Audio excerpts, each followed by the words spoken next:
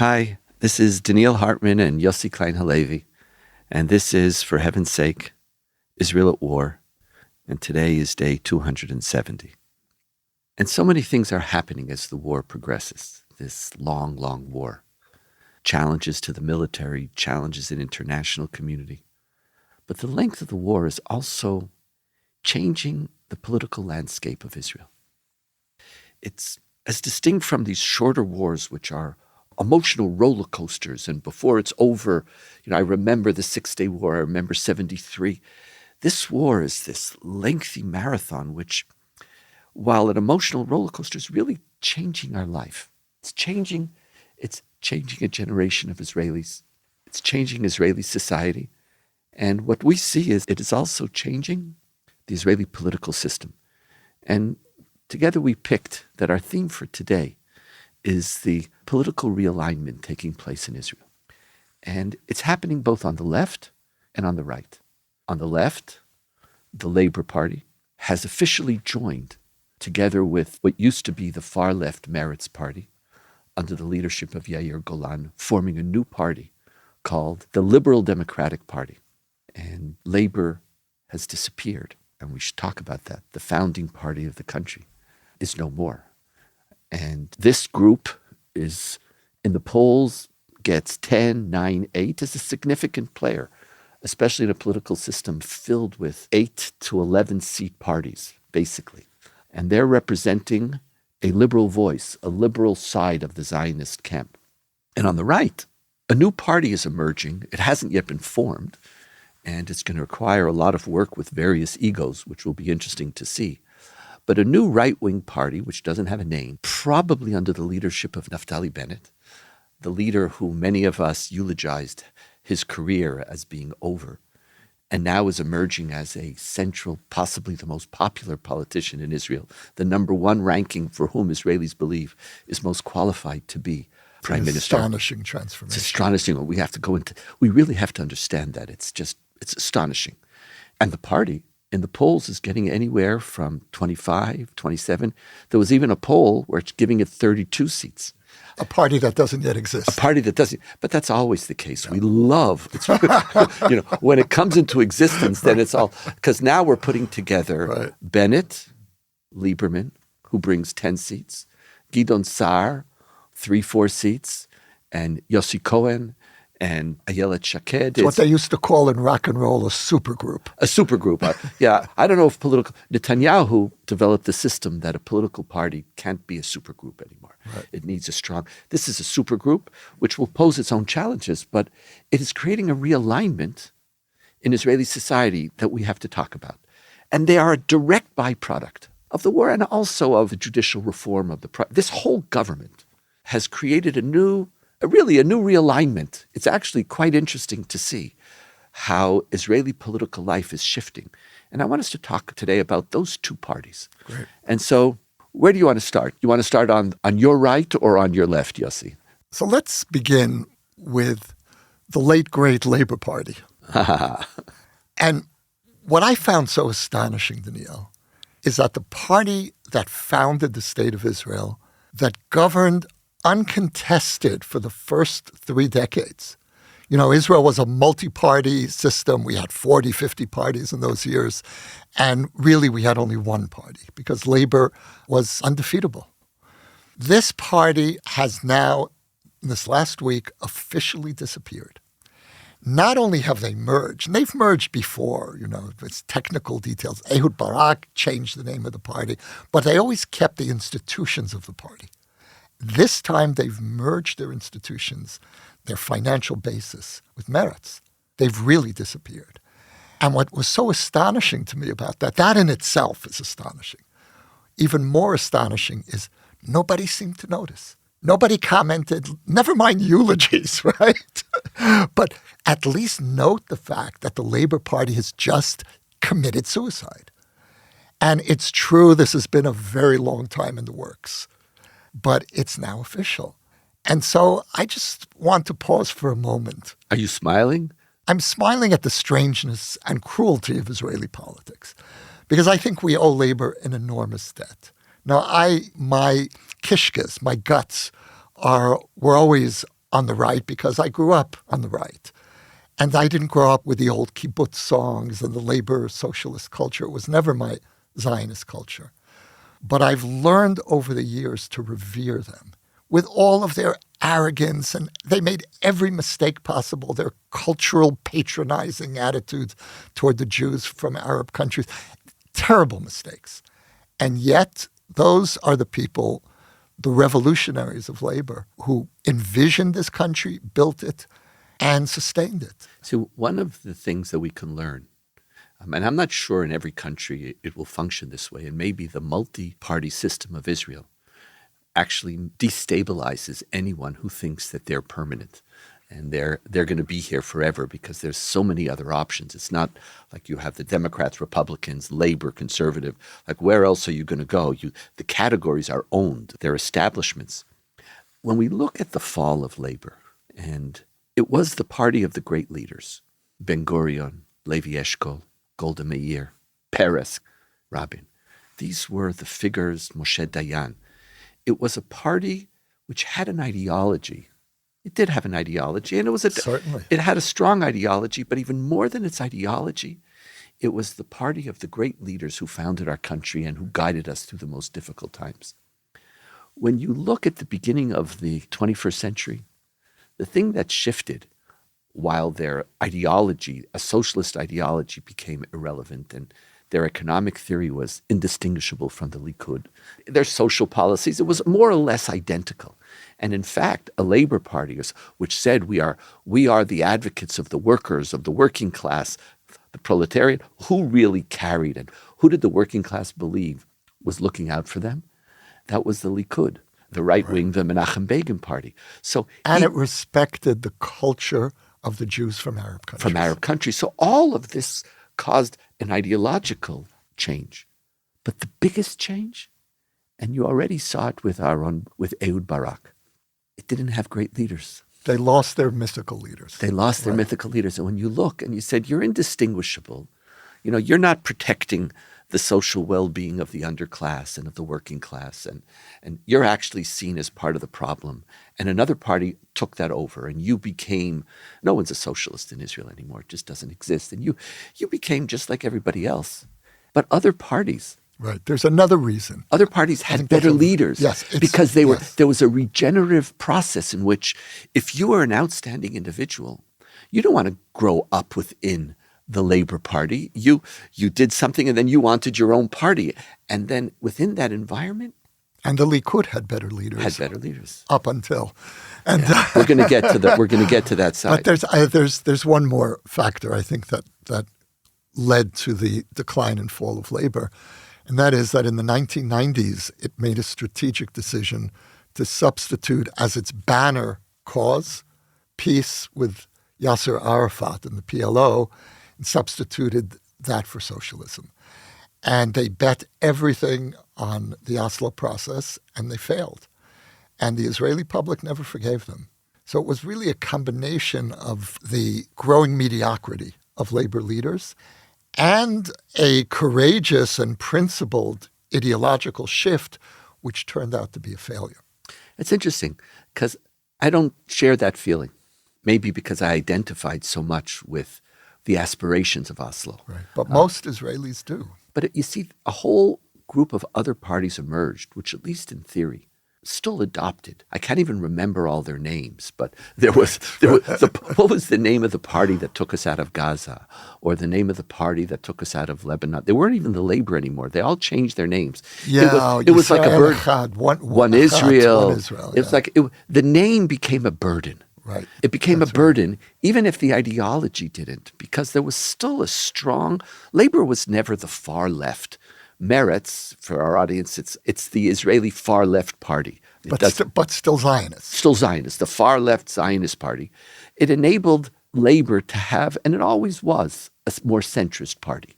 Remember, the settlements were built under the Labor Party. The Labor Party were the ones who were concerned most about issues of Israel's security. To make it in the Labor Party, you needed to be a general. You needed to be a chief of staff. But Donniel, look at what's just happened to this merger. The merger of Labor and Meretz is being headed by Yair Golan, who's a former deputy commander of the IDF. Now, what's so interesting about that is that in one way, he satisfies the labor need for security credentials. So he's a continuity of traditional labor in that sense. And the other way is he comes out of Meretz. He doesn't come out of labor. His politics are way to the left of the traditional Labor Party. And so he combines the Meretz left-wing sensibility with the security-mindedness of labor. And that's, I think, what helped make this merger possible. He's also the hero of October 7th. Now we're coming to the crucial point. He's the hero of October 7th. Yeah. He was on his own. You know, we have these mythic stories from the Yom Kippur War or from the Six-Day War of some commander being cut off from the rest of their forces, right.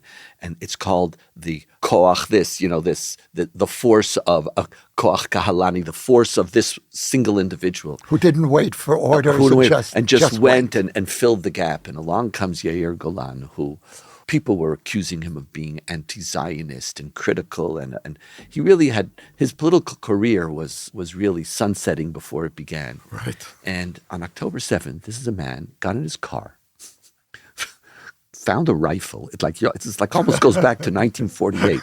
Finds a rifle, and he starts navigating into the Gaza envelope, guided by parents who are looking for their kids. And he would just do these individual sorties into this impossible space, saving tens and tens of individuals' lives.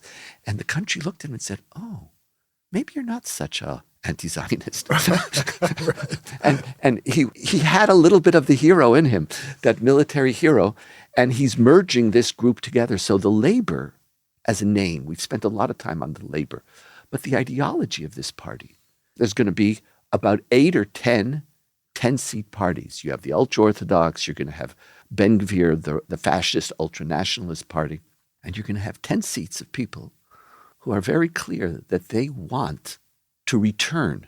They want to retry Oslo. They want to try it again.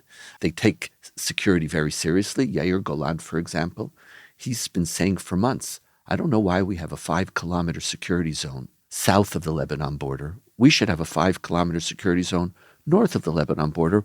Why our cities were evacuated. He said, we should have done this months ago. So he's no little sweetie, I love, everybody loves me. He was the deputy commander of the IDF. He's not someone who said, if we just say yes, then peace will. If we just stop one more settlement, the Arabs, everybody will love us and will sing a hora. He's not that type of person. But he still is a man who speaks, even the name liberal democracy. They're also building on the year beforehand, on the judicial reform. They're trying to create a coalition of forces. But what's so interesting about his relationship with Meretz is that last year he ran in the Meretz primaries and couldn't even get a seat. And now he's heading the joint list. So the October 7th has shifted the far left to the center left. Yes, in Israel. It is now a security-minded left. It's a security-minded left. In other words, there's nobody in Israel. You can't run in Israeli politics unless you have a stand on Israeli security. You don't poo-poo the dangers. You can't poo-poo dangers anymore. If you feel that we didn't have the right to go to war with Hamas and try to bring them down, you don't have a place in Israeli politics, even on the left. And it's even more than that. You have to have a security platform. You don't believe that if we just stop the settlements, right, and then all of a sudden the Palestinians will love us. This is the shift. We understand that we have an enemy. I want peace too. I want a 2-state solution. But anybody who wants to talk about it, who doesn't take seriously the fact that there are hundreds of thousands of people, not tens of thousands, hundreds of thousands of people who want to kill us, who want us dead, literally want us dead. If you don't factor that into your discourse, you're irrelevant in Israeli society. Right. That awakening is a very significant awakening. And that's really what's led to this, on the face of it, very strange merger. A year ago, it would have been almost inconceivable. Labor and Meretz, and being headed by a general who's very left-wing, the whole thing would have made no sense. And they couldn't do it. And as a result, that's one of the reasons why Netanyahu won. Because Meretz, there is a threshold for our audience. I don't know if you know this. The only way you get into the Knesset is if you have 4 seats. Your party has to garner 4 seats out of the 120 for you to enter the threshold. And this Meretz party, because they refused to join, and Labor, each one was said, no, we have our purest. They're living on their reputation of the past.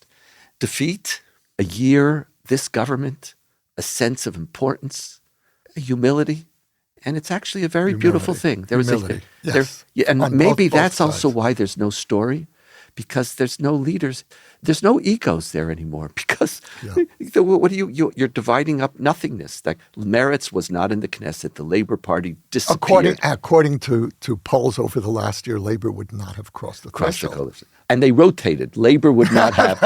Meretz sometimes didn't. Right. But so it's an indication of a shift, but also, I believe, of a larger spirit, which let's turn now to the right. But before we do, I just want to say one thing, that even though both Labor and Meretz have earned their humility, it's a well-deserved humility, nevertheless, I think this is a moment of hakarat hatov. What is hakarat hatov? Of expressing gratitude, where we really, the whole country should have paused just briefly and just said thank you.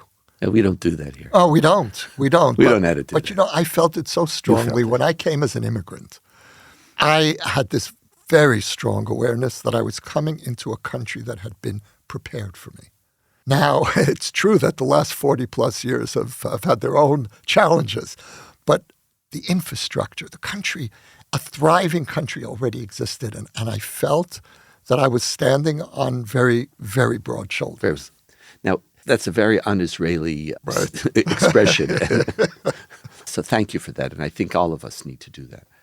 But I think also part of what's coming out of this last year and a half is such a deep feeling of insecurity, danger, the failure of leadership. A country which is going to have a great future, but we don't yet know how it's going to get there. Whose government is by the people, but as I said last week, is not for the people. And it's just that people are now also saying, I have to get over my own particular needs and even some of my own ego, because we have to serve the country. And if the two parties ran by themselves, one would pass, one wouldn't. And there is no place now. It's very similar to all the soldiers who volunteered to go into Gaza. You have to get under the stretcher. Are you going to stand up and say, I'm here for the well-being of this country? And the left is the first one to realign politically and to say, yes, it's not about my own private allegiances. It's not about my own agenda. It's now about winning. It's about serving this country and making sure that the failures of the last year and a half, close to 2 years, will be overturned, inshallah, shortly. But that leads us to the right side, because this new party, which isn't formed yet, it only exists in the polls and in the minds of the journalists and those who are listening in the quiet conversations in the back of the room. You had the Likud, who had 32 or 33 seats in the last election. That's Benjamin Netanyahu's party. You had Gidon, you had Lieberman, who sometimes is to the right, sometimes to the left, calls himself a right-wing liberal. I'm right-wing on security. I'm liberal on policies of state and religion and economics. A great finance minister of Israel. His power base comes... And also he was a decent defense minister. And a decent defense minister too. His core power base still comes from the people who immigrated to Israel from the former Soviet Union. So we had his 10. The Likud lost 15 of its seats already last year. And these seats, these citizens have been really searching for a home. Temporarily, they planted themselves in the centrist party, National Union of Benny Gantz, who was polling in 39. Everybody who left Likud was looking for a place to go. 1 or 2 went to Lieberman. 4 or 5, maybe even less, went to Itamar Ben-Gvir. The rest were searching for a home, and they were sort of planted by Benny Gantz as a temporary hold in all of the elections, in all of the polls. And they said that and it made Benny Gantz very popular. Now that a new party, at least in theory, is emerging, Benny Gantz goes down to 18 seats from the height of, I think he was even 40-something at the height of the war. And he was slowly creeping down. And all of those seats, 10 of Lieberman, a few from around, another 15, 20 seats, are now sitting, creating a 25-person party, which defines itself as the right. But what's the difference? We have a right-wing What party do they called... want? What is the difference? Yes. Let's try to understand, and I'll give you the first round. Like, what do you believe is the essential attraction of this new coalition of political experienced superstars, led by a person who the right wing saw him as the greatest traitor when he was willing to create a coalition with the centrist Yair Lapid Yesh Atid party, sit with an Arab party? He's the one who, in essence, didn't allow the Likud to form a coalition. That's the argument. And now he's the darling of the right, replacing basically 30-40% of Likud voters, bringing them to him. And even more than that, if Netanyahu doesn't run, every other leader, every other figure heading the Likud is the same size as Yair Golan's party. So this story, let's make sense of this, because it's really very, very powerful. Well, first of all, and interesting. Naftali Bennett is a known commodity. He was prime minister for a year, and in retrospect, he looks like a very good prime minister. The country was stable. It was actually safer than it had been in years. The economy was thriving. There's nothing to sober up Israelis than the experience of this Netanyahu government. So many, many people on the right are doing a kind of penitence and are recognizing that Naftali Bennett was I think, a superb prime minister, as was Yair Lapid. He wasn't in office long enough, but I think that the two of them were devoted to the nation. And, Netanyahu has now set the bar very low. And the bar is, do you place the well-being of the country before your own? And Bennett certainly qualifies. And so I think that what we're really seeing is the reemergence, potentially, of, I'll use a Hebrew word and explain it, a mamlachti right wing. Mamlachti is a very difficult word to translate. And if you could help me out on I have this. no idea. I get stuck at the same way Right? that you do. It's one of the most important words in current Israeli political life. I would call it the dignity of the state. The well-being. The well-being. You think about, ask not what your country could do for you, but what you could do for your country. You care how the country looks in the world. You care about how the civil service functions. You're bigger than your person. Something you realize that to be a citizen of Israel requires of you to care about something larger than your own private personal agenda.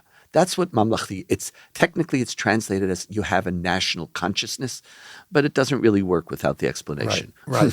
So I think that for right-wingers who have that consciousness, the greatest sin of this government was that it was Israel's first non-mamlachti, even anti-mamlachti government. And so they're looking to restore the integrity, the dignity of Israeli governance. And I think that's what Bennett offers. And he's been, by the way, I don't know if you've seen any of his clips in recent months, he's been out there defending Israel every day, not always as effectively as he thinks it is, but every so often he hits a terrific note. What I enjoy about, and more than that, what I feel inspired when I watch him is this is a guy who loves this country, would do anything for this country. And so I have my disagreements with Bennett, but I would live very comfortably with a second term. When I think of Bennett, and it's interesting that Bennett is more popular than Avigdor Lieberman, who has more credentials and has been at the business for longer. There is a fundamental decency about him. Mm-hmm. There isn't a stridentness. Yeah. Like Avigdor Lieberman is fighting all the time. Mm-hmm. He's a very competent man, but he always needs an enemy. It used to be Arab Israelis, now it's the ultra-Orthodox. And I think Israelis want a politics of decency. Yeah. That for us to heal after October 7th, and none of us know, as we're talking, we don't know if by the next podcast we're going to be at war with Hezbollah, or is it going to be at the end of July and every newspaper is telling us what's going to happen, just making us more nervous. And there's just having somebody who doesn't create enemies within. Bennett's greatest strength, and Lapid as well, and he deserves great credit for it.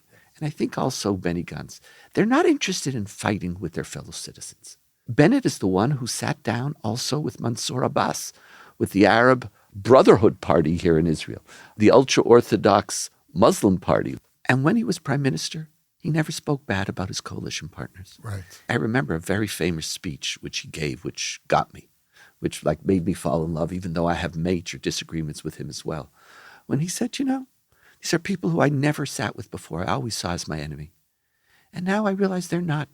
They care about Israel just as much as I do. And he said this about, says this about the Labor Party. He says, Meretz. Meretz sat with him. And he said, these they're people, Israeli patriots. he said that word. Yes. Now, I think as a country, we want to be in, we need that. The difference between Bennett and Netanyahu is that we saw Bennett grow in office and we've seen Netanyahu deteriorate in office. So that decency. Yes.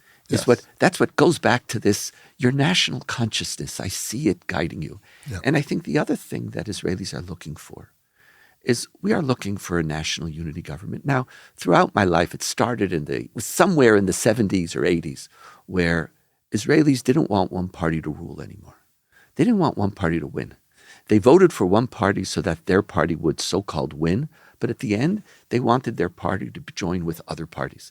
That somehow the complexity of ideas, of challenges that we're facing, requires a certain bipartisanship, not just of willingness to stand with each other, but to balance each other. Now, that's interesting hearing it from you, because I know that in the past you have felt that a unity government is a government of paralysis. I still feel that. I'm worried about that. That's the flip side.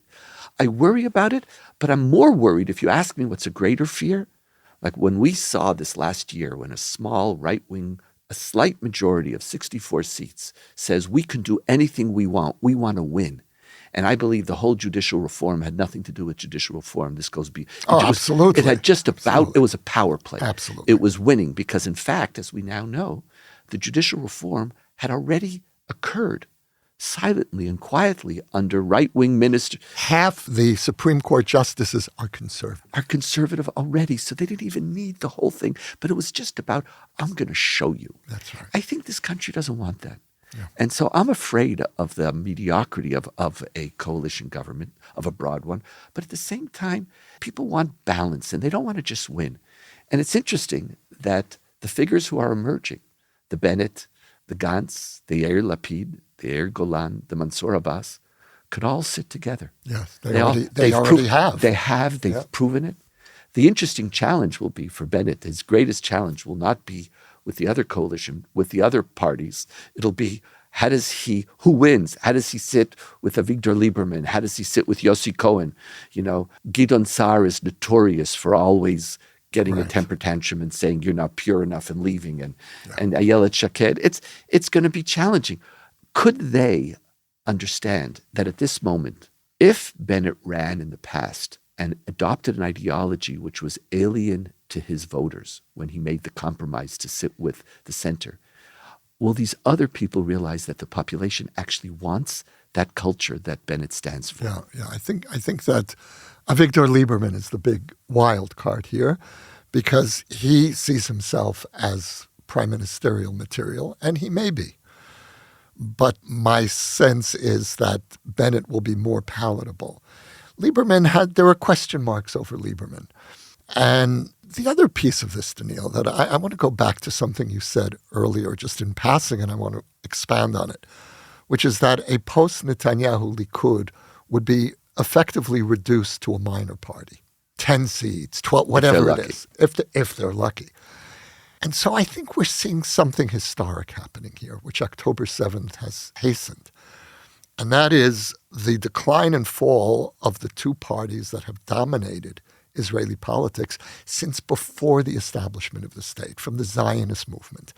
We have been, in a way, held prisoner by these pre-state parties. And we desperately need parties that are freed from the pre-state baggage, the history, the recriminations, the outdated ideologies. And here I agree with you that Labor and Meretz have taken the first step by not only merging and erasing their previous identities, but giving themselves an entirely new name that reflects Israeli reality. And so I'm hoping that the Likud is going to go the way of Labor, and the faster the better.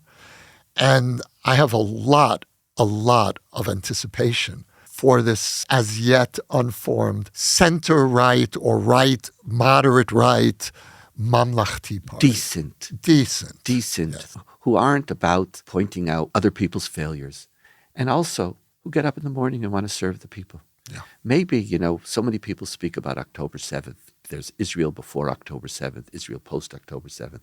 Sometimes I think it's exaggerated. It is a profound trauma. But on this political redrawing of the map, October 7th is unleashing some different forces. And both you and I pray that these forces will be forces for good and forces that help us get to the Israel of tomorrow that we're all searching for. Yossi, it's wonderful being with you. Great to be with you. This is, for heaven's sake, Israel at War, day 270. You can now sponsor an episode of For Heaven's Sake, Israel at War. The link to donate can be found in the show notes or at shalomhartman.org/for heaven's sake. We will acknowledge your gift on a future episode. For more ideas from the Shalom Hartman Institute about what's unfolding right now, sign up for our newsletter in the show notes or visit shalomhartman.org/Israel at War.